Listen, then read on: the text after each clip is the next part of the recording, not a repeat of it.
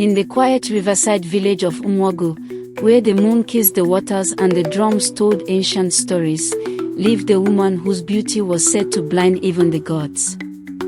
But her fate was not of this world. A beautiful girl named Chioma, daughter of a humble fisherman, walked through the market that morning. Her braided hair shone like the night sky, her wrapper bright with red and yellow patterns. Every man watched her, yet none dared approach, for they knew the elders had warned, Chioma's husband will not be of flesh and blood. One evening, by the riverbank, Chioma met him. His name was Obina. Tall, dark, with eyes that seemed to hold the whole ocean. He spoke softly, promising her a life beyond dreams. She felt her heart melt, yet his shadow seemed not to touch the ground. For many nights, they met in secret under the moonlight. He brought her gifts of coral beads and shimmering white fabrics no one in the village had ever seen.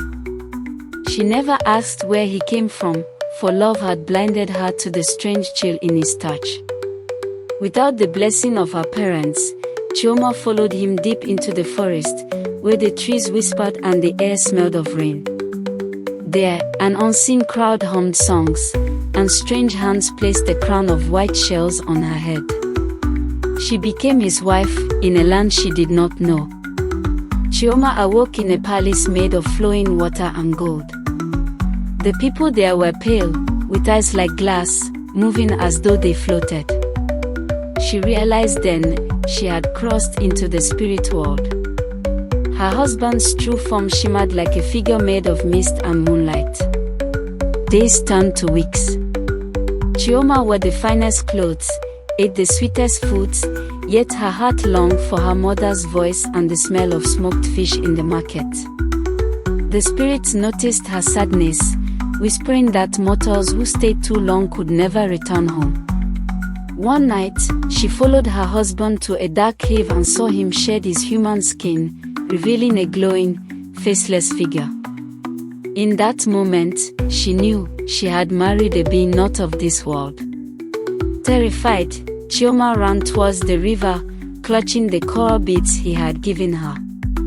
The waters raged, voices called her back, and invisible hands tried to pull her under.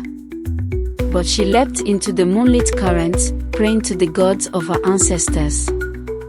She awoke on the riverbank, her clothes torn, the beads gone. The villagers found her shivering, her eyes heavy with stories she could never tell. From that day on, Chioma never spoke of Obina, though on some nights, she swore she saw him standing by the water's edge. In Umwagu, they still whisper about the woman who married a spirit, and the love that crossed the line between worlds.